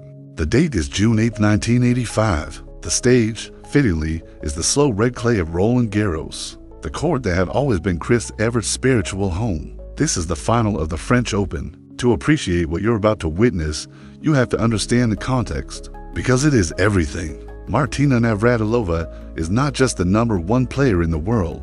She is a historical force. She is the reigning champion of the last 6 majors she had entered. She is riding a 70 for match-winning streak, and most dauntingly for Evert, she has beaten her 13 consecutive times. 13. The tennis world isn't just predicting a Navratilova victory, they are assuming it. Evert, now 30 years old, is the sentimental underdog. You'll hear commentators framing this as her last, valiant stand, a final attempt to reclaim glory before the new era of power tennis consigned her to the history books. No one, outside of her most loyal fans and perhaps her own fiercely competitive heart, truly believed she could win. The match begins, and from the very first game, you can see this is not going to be another coronation for Martina. This is a fight. Evert comes out playing a brilliant, proactive style of tennis. This isn't the old, passive defender. You are witnessing the culmination of her 2-year evolution right before your eyes. She wins the first set 6-3. You will see her using the drop shot to pull Martina into the forecourt. She's hitting her forehand with aggressive intent, not just to rally, but to hurt her opponent. She is executing the very game plan she had been so painstakingly building. But then, you see the champion's response from Navratilova. The second set is a dogfight. It goes to a tie-break, and Martina, as she had done so many times during her dominant streak, raises her level, plays the bigger points better, and snatches it away from Evert. Now, pause here and feel the weight of this moment. The momentum has swung completely. Evert had a chance to win in straight sets, but the door has been slammed shut. For the past 2 years, this is the exact scenario where Evert would have mentally buckled, where the inevitability of a Navratilova victory would have felt crushing. You, as a spectator watching this live, would be thinking, this is it. The comeback was valiant, but the story ends the same way. But it doesn't. What unfolds in the third set is one of the most compelling and tension-filled hours of tennis ever played. This is the main analytical point. This set was a triumph of will as much as a triumph of skill. Both players are hitting their peak. Navratilova is attacking relentlessly. Evert is counter-punching with a newfound ferocity. The games are long, grueling battles of attrition. And in the most crucial moments, you see Evert refuse to retreat into the safety of her old defensive shell. There's a point late in the set, with the match hanging in the balance, where Navratilova charges the net. The old Evert would have thrown up a defensive lob. The new Evert steps in, takes the ball on the rise, and fires a two-handed backhand passing shot straight down the line for a clean winner. It's an audacious, high-risk shot, and in that single moment, you see the physical manifestation of her entire evolution. That was not a shot of hope, it was a shot of belief. Finally, at 6-5, Evert steps to the line to serve for the championship. The tension is almost unbearable. On match point, Navratilova hits a forehand return that floats just long. And then you see it, a display of emotion from the Ice Maiden that is so raw and so powerful, it becomes an iconic image of the sport. She drops her racket, throws her hands to her face, and then raises her arms to the sky, her face a mask of disbelief, relief, and pure, unadulterated joy. It wasn't just a victory, it was a catharsis. You have to reject any counter-argument that Navratilova choked or played poorly. The truth is the exact opposite. Navratilova played a fantastic match. She hit more winners than Evert. She was a force of nature, and that is precisely what makes Evert's victory so monumental. She didn't win because her opponent collapsed. She won by absorbing the absolute best from the most dominant player in the world, and finding a way to be even better. She had finally synthesized the old with the new, the aggression to create the openings, and the legendary fortitude to close the door. She had broken the streak, she had reignited the rivalry, and she had proven, to the world and to herself, that the heart of a champion never fades. That iconic image of Chris Evert's unbridled joy at the end of the 1985 French Open final is the emotional climax of the story. But underneath that raw emotion lies a foundation of pure, cold, tactical genius. That victory wasn't a miracle. It wasn't a lucky break. It was the result of a meticulously crafted and courageously executed master plan. So now, I want you to rewind the tape with me. Let's put on our analyst hats, ignore the drama for a moment, and deconstruct the strategic brilliance of how Evert finally solved the most difficult puzzle in sports. To understand her game plan, you first have to understand the fundamental philosophy behind it. Rhythm disruption. Martina Navratilova's game, as we've detailed, was built on a powerful, predictable rhythm. It was percussive, serve, volley, overhead, boom, boom, boom. She wanted to play short, violent points that followed a familiar, aggressive pattern. She wanted to turn the match into a rock concert. Everett's entire strategy, therefore, was designed to turn that rock concert into a free-form jazz improvisation. It was a declaration of war on predictability. The goal was to never give Navratilova the same look, the same pace, or the same angle twice in a row. This strategy was built on 3 tactical pillars of variety, and when you watch the match, you can see Evert deploying them with the precision of a grandmaster. The first pillar was the drop shot. Now, Evert had always had a drop shot, but in this match, it was transformed from a surprise tactic into a core strategic weapon. Watch a rally from the second set. You'll see them locked in a powerful baseline exchange. Martina is in her comfort zone, grooving her ground strokes, waiting for the short ball so she can attack. Then, seemingly out of nowhere, Evert takes all the pace off the ball and feathers a delicate, spinning drop shot that dies just as it clears the net. The effect of this shot was twofold. First, it won her a handful of crucial points outright, but its more important function was psychological. The threat of the drop shot now had to be in Navratilova's mind on every single point. You'll notice Martina can no longer camp out to feet behind the baseline. She has to be a step closer, ready to sprint forward. That subtle change in court position makes her more vulnerable to Evert's deep, penetrating drives. The drop shot wasn't just a shot, it was a seed of doubt. The second pillar was the lob. Against the greatest serve and volleyer of all time, who stands 6 feet tall at the net, the lob is a terrifyingly high-risk play, but Evert used it brilliantly. You'll see her employ to distinct taps first. There's the high, defensive lob. When she was scrambling and out of position, you'd see her float the ball deep into Navratilova's court. This wasn't intended to be a winner. Its purpose was to buy time, to reset the point, to allow her to recover her position on the baseline. But then, you see the more audacious, offensive topspin lob. On a key point, you'll see Navratilova close in on the net, expecting a drilled passing shot. Instead, Evert will dip her shoulder and roll the racket over the ball, hitting a heavy topspin lob that seems to hang in the air for a moment, before diving viciously down towards the baseline, handcuffing Martina and forcing a difficult retreating overhead. The third pillar was a masterful use of angles. The clay court at Roland Garros is wide, and Evert used every inch of it. Observe the geometry of her rallies. Instead of just hitting deep down the middle to prevent Martina from attacking, you'll see her use sharp, acute cross-court angles on both her forehand and backhand. These shots would pull the supremely athletic Navratilova far, far out of the court, into the doubles alley and beyond. The angled shot itself wasn't always the killer blow. It was the setup. By stretching Martina to one side of the court, Evert would create a massive, gaping opening on the other side for the next shot. It was a brilliant, to-move combination that showcased her unparalleled understanding of court geometry. Now, a cynic might look at this strategy of dinks, lobs, and angles and dismiss it as junk balling or a scrappy, defensive approach. But you must reject this argument. This was an incredibly high skill, high risk, and intelligent strategy. Hitting a perfectly disguised drop shot off a ball that is coming at you at 80 miles per hour requires incredible touch and nerves of steel. Choosing the right moment to lob against the most intimidating net player in history is an act of supreme courage. This wasn't junk.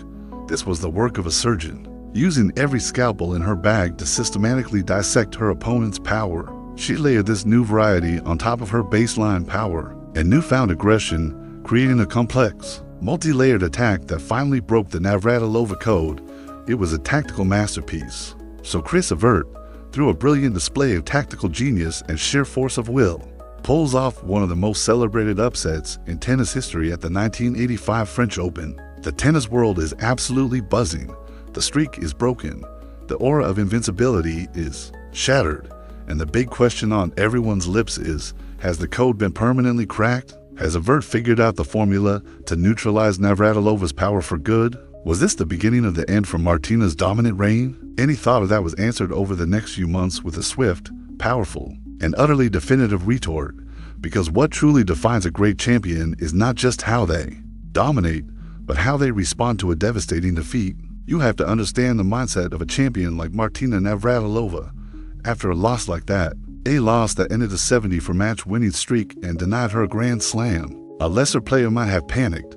They might have questioned their methods, fired their coach, or tried to radically alter their game to counter the tactics that had just beaten them. But that is not what you see from Team Navratilova. There was no panic. Instead, there was a calm, clinical analysis. They recognized the brilliance of Evert's performance in Paris, but they also understood the context. They correctly identified that the slow, high-bouncing clay had been the perfect canvas for Evert's masterpiece of disruption. The drop shots had time to die. The lobs had time to float. The sharp angles were made possible by the extra split second the surface provided. Their conclusion was simple and confident. The game plan wasn't broken. The environment had just been uniquely challenging. The solution wasn't to change. It was to double down. This is the main analytical point you need to grasp about Martina's response. Her retort was not to try and out-scheme the master strategist. She wasn't going to get drawn into a game of chess with Chris Evert. Instead, her strategy was to remind Evert and the world of the fundamental physical realities of their rivalry. It was an exercise in reasserting her game on the faster surfaces, the slick grass of Wimbledon, and the quick hard courts of the US Open. Her primary weapons were simply more potent. The rhythm-disrupting tactics that had worked so beautifully for Evert in Paris were far less effective when there was no time to implement them. Martina's plan was to overwhelm Evert's newfound subtlety with a tidal wave of undeniable power and aggression to blast the jazz improvisation off the stage before it could even get started. You can see this strategy executed to perfection just a few months later. In the final of the 1985 US Open, the setting is the polar opposite of Paris, the fast, true bouncing hard courts of Flushing Meadows in New York. The match itself is another titanic three-set struggle, but the outcome is different. And the tactical story it tells is the crucial part. Navratilova wins, re-establishing her authority. Let's zoom in on a key tactical reversal. Remember that brilliant drop shot Evert used as a psychological and strategic weapon in Paris? Watch what happens when she tries to deploy it here, on this faster court. You'll see Evert carve a beautiful, delicate drop shot.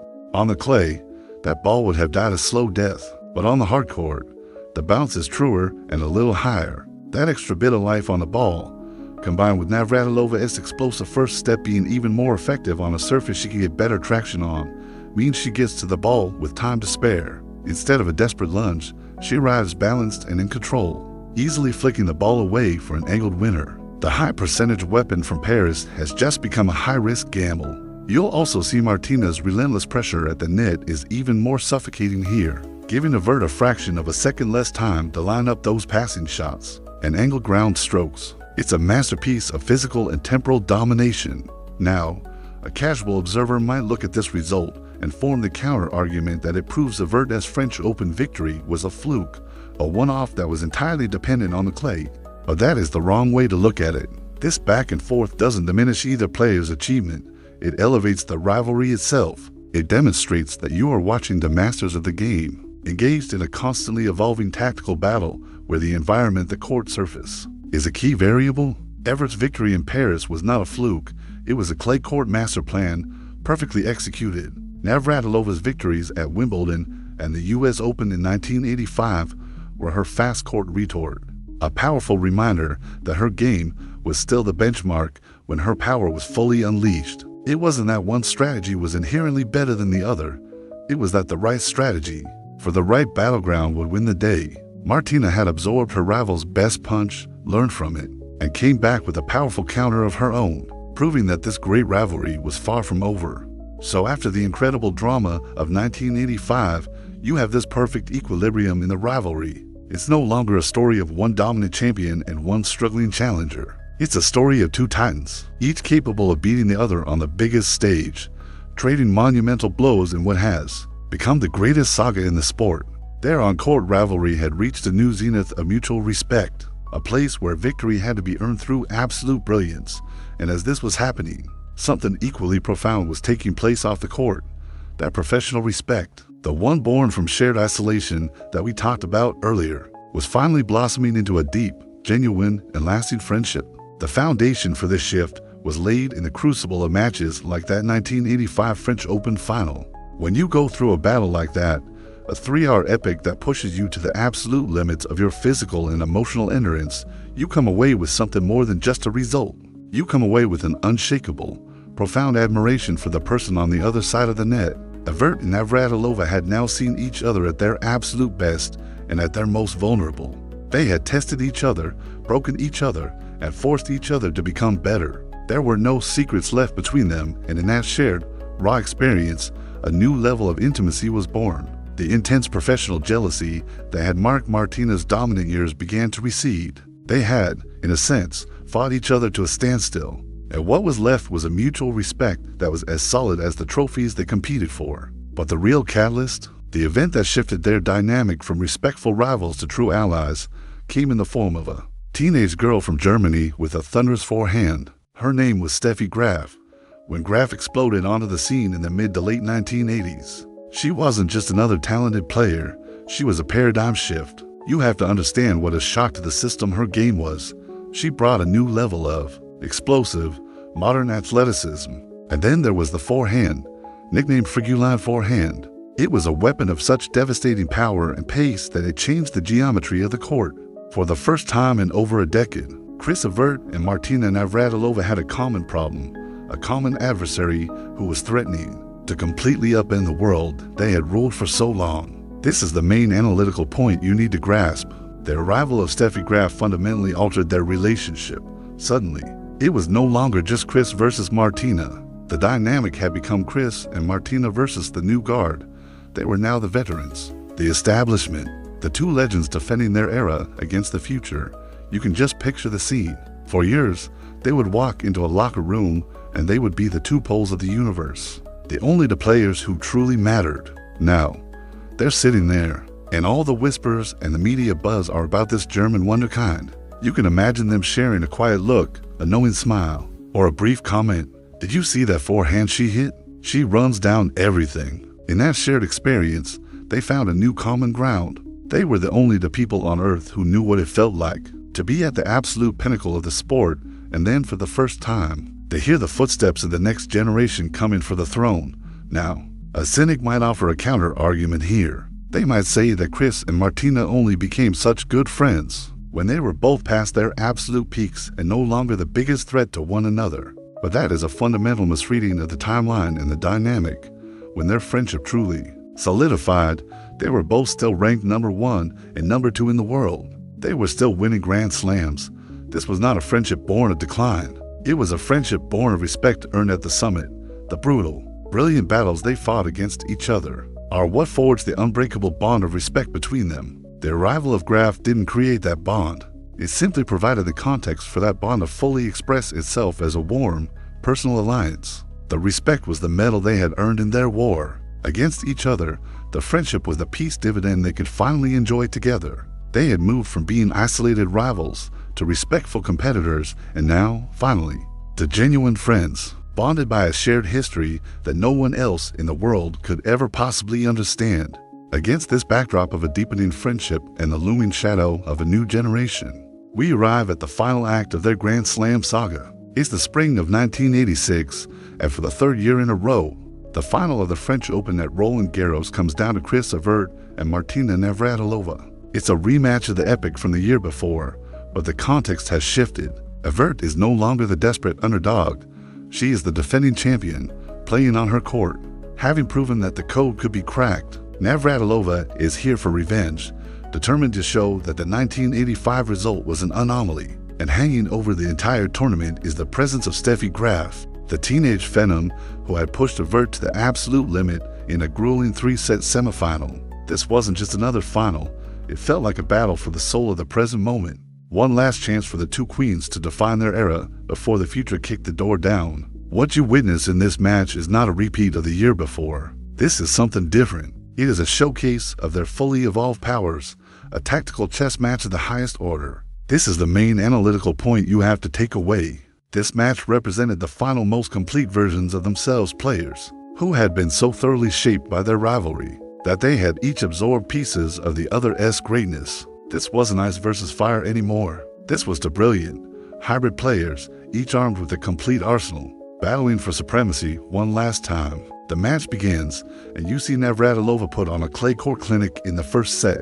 She wins at 6-2, but this isn't just the mindless power of her early years. You can see how much she has learned from the previous year's defeat. She is patient. She's constructing points from the baseline. You'll see her use sharp angles and even the occasional drop shot. She is beating Evert at her own game, on her own court. It looks, for all the world, like her revenge is going to be swift and brutal. But then, in the second set, you see the champion's response. From Evert, she doesn't panic. She doesn't retreat. She digs in, weathers the storm, and begins to assert her own evolved game. She wins the second set 6-3, and she does it not by jump balling or playing defensively, but by standing on the baseline and trading heavy, powerful ground strokes with the strongest player in the history of the game. It is a stunning display of the aggression and strength she had worked so hard to build. The third set, the decider for their final Grand Slam encounter, is where the match elevates into a masterclass. You are watching the tennis geniuses who know each other's games so intimately that every point becomes a multi-layered riddle, and there are moments where you can see their decade-and-a-half-long evolution encapsulated in a single exchange. Watch this point late in the set. You'll see Chris Evert, the player who once owned the baseline, hit a powerful approach shot and charge the net, looking to finish the point with a volley. She is playing Martina's signature strategy. Martina, now the one scrambling on defense, is forced to retreat.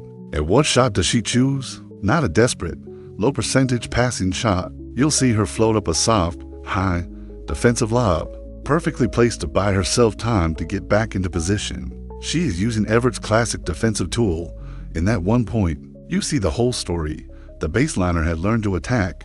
The attacker had learned to defend. They had pushed each other so far that they had met in the middle, each becoming a more complete and formidable version of themselves. Ultimately, it is Evert who prevails, winning the final set 6-3 to capture her 7th and final French Open and her 18th and final Grand Slam singles title. The celebration is different this time.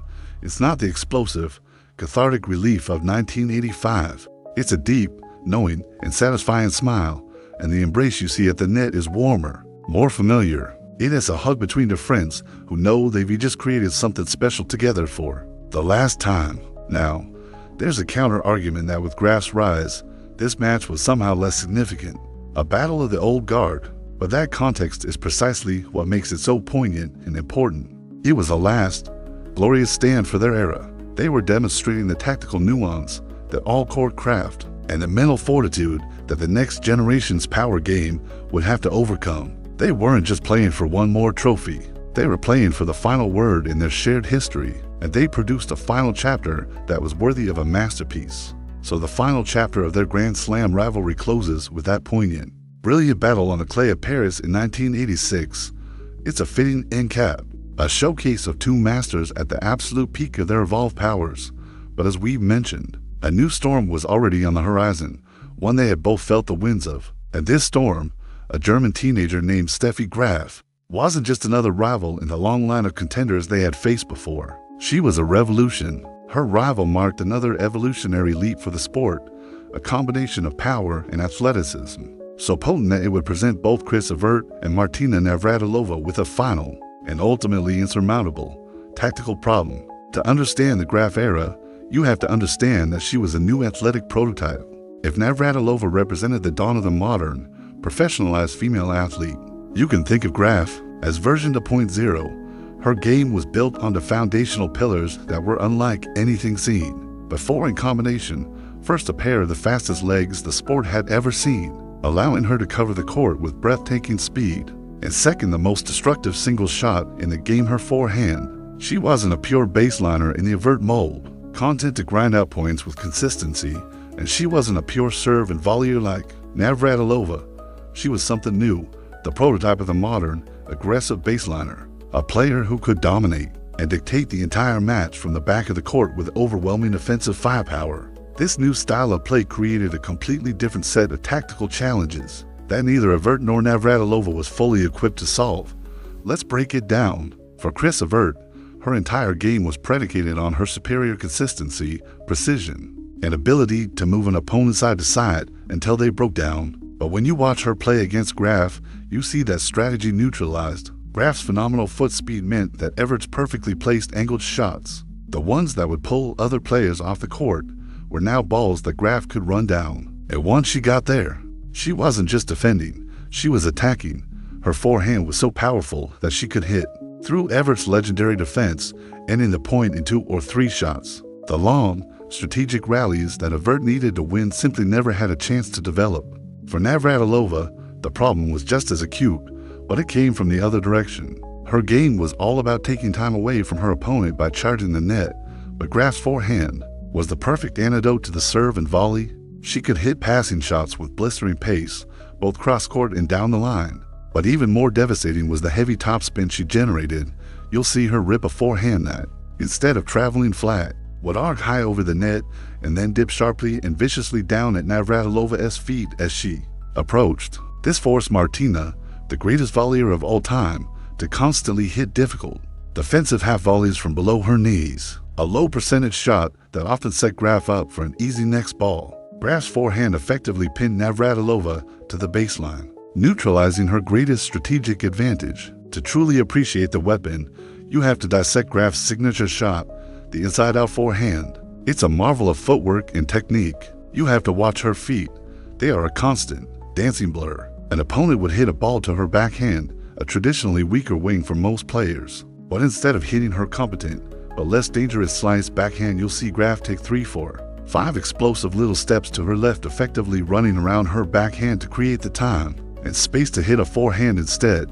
From that position, deep in what should be her backhand corner, she would unleash this massive, whipping forehand that rocketed cross-court into her opponent's open forehand side. The pace, the angle, and the heavy topspin that made the ball jump off the court made it a nearly unanswerable shot. It was a rally ender, a game breaker, a weapon that could dismantle both Evert's consistency and Navratilova's net attack. Now, it would be easy to look at the rise of Graf and conclude that Evert and Navratilova were simply finished or washed up. But this counter-argument does a great disservice to their champion hearts. While it is true that Graf took over the #1 ranking and came to dominate their late career head-to-heads, they did not just fade away. You see Navratilova, in an incredible last stand, beat a prime Graf into consecutive Grand Slam finals in 1987 at Wimbledon and the US Open. You see Evert score a huge, validating win over the teenage Graf in 1986. These were not the victories of has-beens. They were the brilliant, defiant roars of two legends who refused to go quietly. Their ability to still challenge and on occasion defeat, this new revolutionary force is perhaps the final and most powerful testament to their own all-time greatness. They didn't just define an era, they stood and fought on the shore as the tide of the next one came crashing in. So they fought the future together, and they fought it valiantly, scoring incredible victories that added final, brilliant postscripts to their legendary careers. But after battling a common enemy, in Steffi Graf, there was still one last chapter to be written in their own personal history book. There was one more appointment to be kept. It was time for the 80th and final match between Chris Evert and Martina Navratilova, the concluding chapter of the greatest on-court rivalry the sport had ever known. You have to set the scene to understand the unique emotional weight of this encounter. The date is November 13, 1988. The venue is not the hallowed grounds of Wimbledon or Roland Garros, but the indoor arena of the Virginia Slims of Chicago. The context is everything. Steffi Graf is now the undisputed queen of the sport, having just completed the historic Golden Slam all for majors and the Olympic gold medal in a single year. Evert, now nearing 34 years of age, is in the final year of her career. Navratilova is 32. They are no longer #1 and 2 in the world. They are the beloved grand dames of the tour, the living legends whose era has now passed. So when they walk onto the court for this final, they aren't playing for the top ranking or to decide the fate of the sport. They are playing for something far more personal. They are playing for history, for pride, and for one last dance. The match itself, which Navratilova wins in straight sets, is almost secondary to the occasion. What you are witnessing is a living, breathing museum exhibit of their entire rivalry, a poignant showcase of everything we've been breaking down. This is the main analytical point you need to see. Their final match was a perfect microcosm of their shared journey. You'll see Navratilova, still incredibly fit and powerful, deploying the relentless serve and volley game she had perfected. Her net pressure is still immense. Her volleys are still crisp. On the other side, you see Evert with her trademark calm and her beautiful, flowing ground strokes. You'll see her trying to solve the puzzle one last time, hitting those laser-like passing shots, attempting the occasional drop shot, mixing in the aggression she had worked so hard to develop. There are moments in the match that feel like a greatest hits collection. You'll see an exchange where Martina charges the net and Chris, on a dead run, rifles a two-handed backhand straight down the line for a clean winner. It's a sequence you've seen 100 times before, but this time, it feels different. You can almost see Navratilova offer a respectful nod, a silent acknowledgement of her rival's signature shot. It's less a battle and more a final.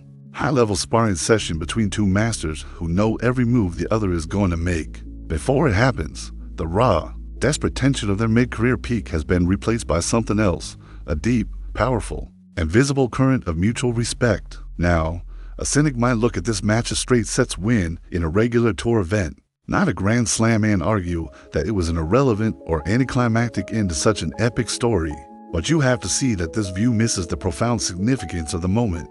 This match was important precisely because it wasn't for the #1 ranking. For the first time in perhaps 15 years, they could face each other without the crushing weight of expectation, without the burden of carrying the entire sport on their shoulders. All the external pressures had been stripped away, and what was left was the pure, distilled essence of their rivalry, the simple, profound joy of competing against the one person on earth who truly understood you, who had pushed you, and who had made you better. It wasn't a war anymore, it was a celebration. When the final point is played and they meet at the net, the handshake isn't the brief, professional formality of their early years. It's a long, warm, and genuine embrace. You can see them exchange a few words, and you know, and they know, that this is it. The encore journey is over. The 80-match saga, a story that took them from awkward teenagers to global icons, has come to a close. The final head-to-head stands at 43 wins for Navratilova to 37 for Evert. But as you watch them at the net, you realize how little that final number truly matters. It's a statistic that completely fails to capture the richness, the complexity, and the humanity of their shared experience. The 80th match wasn't about adding one more number to the tally. It was about the curtain call. It was a chance for the two of them, and for all of us, to say a fond, respectful, and slightly sad farewell to the greatest story the sport had ever told. So the curtain falls, and the record book officially closes at 43 wins for Martina, 37 for Chris. And in our modern, sports talk world, that number is often used as the final word, the ultimate trump card in any argument about who is superior. 43 is bigger than 37. End of discussion. But here in the Sports Lab, we don't just look at the numbers, we look inside them. And today, we are going to make the case that if you stop at 43-37, if you use that single data point as your only conclusion, you are fundamentally misunderstanding one of the most complex and fascinating stories in sports history. You have to push back against the seductive simplicity of the final head-to-head. Yes, the numbers don't lie, but they don't always tell the whole truth. A single, cumulative number for a rivalry that spanned 80 matches over 16 years is like summarizing a classic, epic novel by only reading the last page. You get the final outcome, but you miss the character's entire journey, the plot twists, the rising action and the falling action. The true story of their rivalry is not found in the final score, but in the ebb and flow of how they got there. The main analytical point you need to understand is that their rivalry is not one single, monolithic story.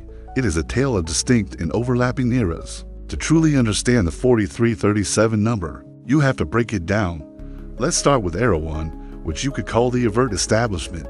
This runs roughly from their first meeting in 1973 until early 1982. For the first 9 years of their rivalry, if you look at the head-to-head, it isn't much of a rivalry at all. It's a dominion. In this phase, you see Chris Evert, the established queen, largely controlling the narrative. She was the more complete player, the mentally tougher champion, and the results reflected that. At one point, her lead was substantial.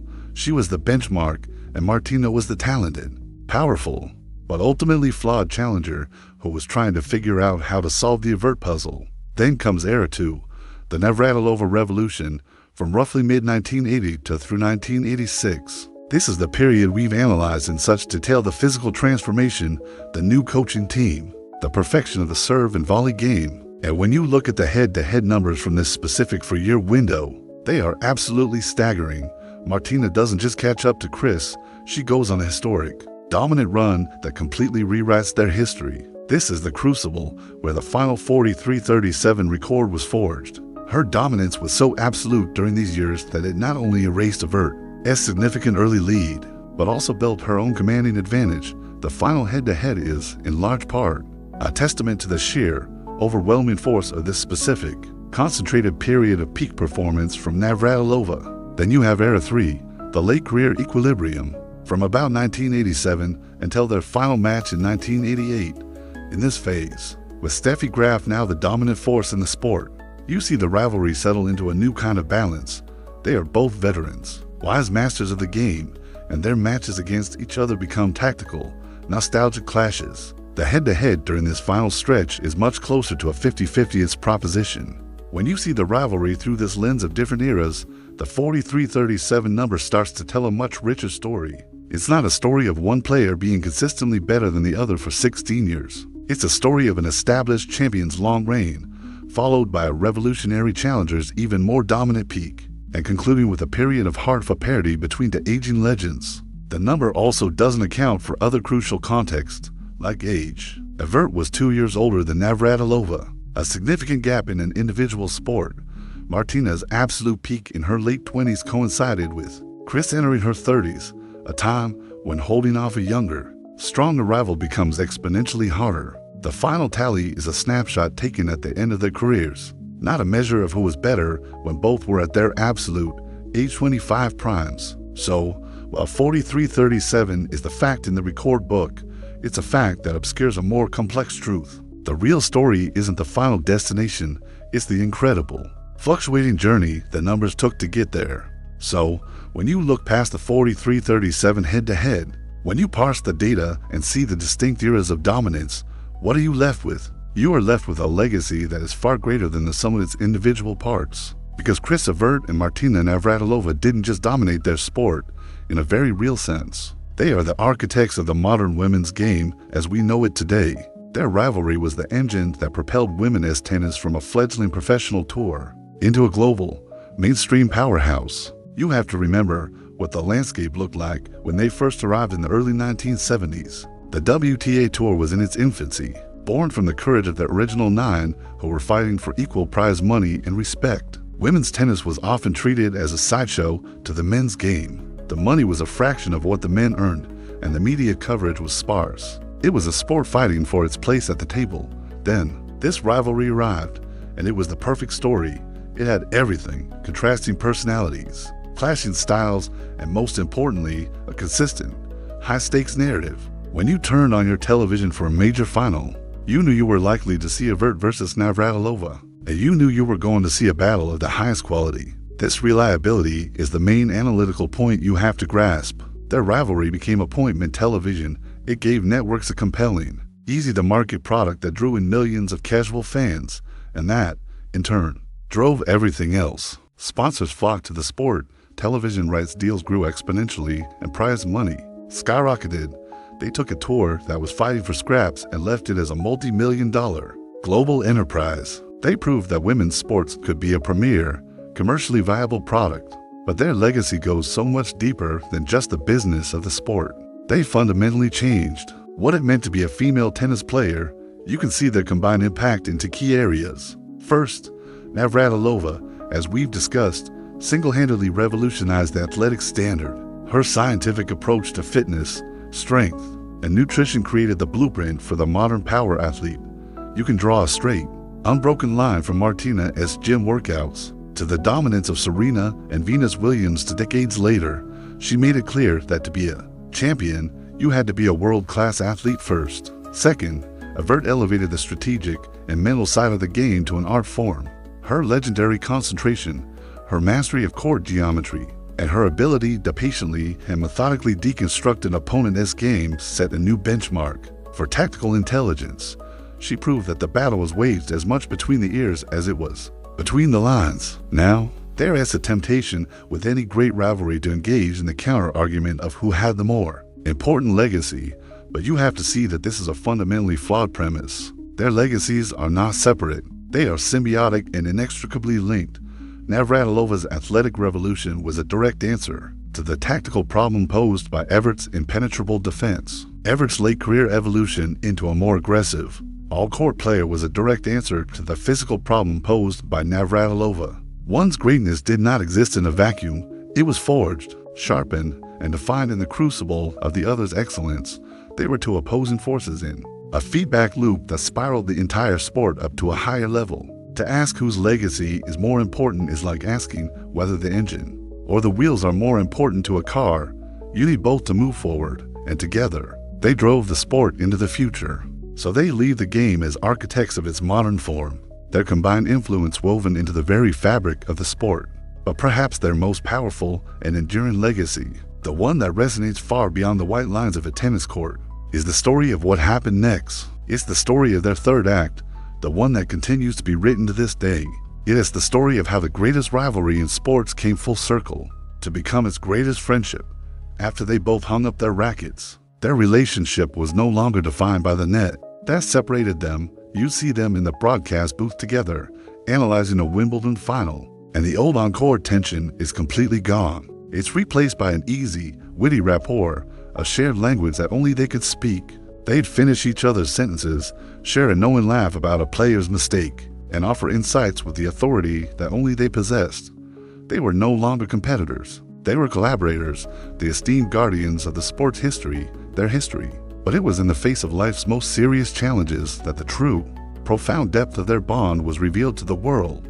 In recent years, both women have faced terrifying battles with cancer. First Navratilova, and then Evert received a harrowing diagnosis of ovarian cancer, the very disease that had tragically taken the life of her younger sister, Jean. And in these moments of fear and uncertainty, you see their story come to its ultimate, most powerful conclusion. When Evert was facing the fight of her life, who was one of the first people she turned to? The only other person on the planet who truly understood what it meant to fight under pressure, to be resilient in the face of adversity, and to refuse to lose. It was Martina.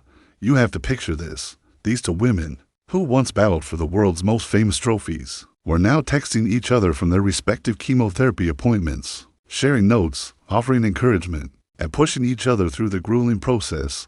They had gone from the public arena of grand slam finals to the private, terrifying arena of a cancer ward, and they were, as they had always been, in it together. This is the main analytical point that brings their entire story into focus. This final, most challenging chapter is the ultimate validation of their rivalry's unique character. It proves that the foundation of their relationship was never animosity or dislike. It was always built on a bedrock of deep, unshakable, mutual respect. The kind of respect you can only earn when someone pushes you to be a version of yourself you never knew you could be. In a way, their 80 matches on the tennis court were just a long, 16-year training camp. They were preparing each other for life's real battles. They taught each other how to be champions, how to be tough, how to dig deep when it feels like there's nothing left. And now, they were using those very lessons to help each other fight for their lives. It's tempting to see this as just a nice, feel-good epilogue to their story. But you have to resist that interpretation. This final phase is not an epilogue. It is the climax. It reframes everything that came before it. It shows you that the ultimate prize they were competing for was not, in fact, the Wimbledon trophy or the #1 ranking. The ultimate prize was the friendship itself. The 80-match war was the crucible that forged a bond, strong enough to withstand anything, a bond that would become a lifeline when it mattered most. It proves that the purpose of their rivalry was never truly about determining a winner and a loser. It was about the shared journey of the people who, by challenging each other, ended up completing each other. And so, the story comes full circle. It begins with two teenagers, a world apart in geography and temperament, who became the fiercest of foes. It ends with two women, now in their 60s, who are the closest of friends, facing life's greatest challenges side by side, forever linked by the competition that once defined them. It is the ultimate sports story because in the end, it transcends sport. It's a story about what it means to compete, what it means to respect, and the incredible, enduring power of human connection. What an incredible journey, from the ice maiden versus the fiery defector, to the tactical evolution and the shifting tides of dominance. The story of Evert and Martina Navratilova is a masterclass in athletic genius and human resilience. We've seen how the contrasting styles forced each other to evolve, how their rivalry professionalized women's tennis, and most importantly, how their on-court battles forged an unbreakable off-court bond. The key takeaway isn't just the 43-37 stat, but the rich, complex narrative of two distinct eras of greatness, and the mutual respect that underpin it all. So the next time you watch footage of their classic matches, I encourage you to see it with a new perspective. Don't just see the forehands and backhands. See the strategic chess match. See the courageous adaptation. And see the two architects of the modern game pushing each other to greatness. Notice the respect in their body language, even in the heat of battle. and appreciate that you're watching the foundation of a lifelong friendship being built. It's a reminder that the greatest rivalries can produce something far more valuable than victories. That's the final whistle for this episode. Until next time, keep watching the game.